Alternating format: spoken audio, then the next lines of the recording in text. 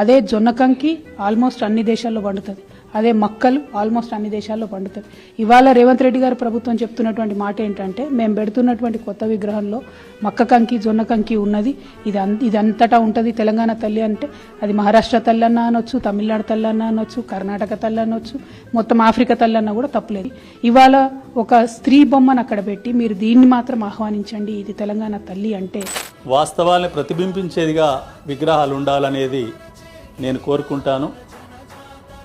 3 రోజుల క్రితం ఎప్పుడైతే అది సోషల్ మీడియాలో చూశానో చాలా స్పష్టంగా తెలంగాణ మహిళ కళ్ళ ముందు కనిపిస్తున్నట్టు ఆ విగ్రహం ఉంది. అందుకు నేను మనస్ఫూర్తిగా అభినందిస్తున్నాను.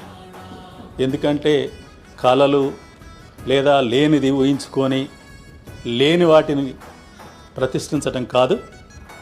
చెప్పారు ఎందుకు పచ్చ చీర, పచ్చ చీరలో నాకు ఇంకోటి కనిపించింది.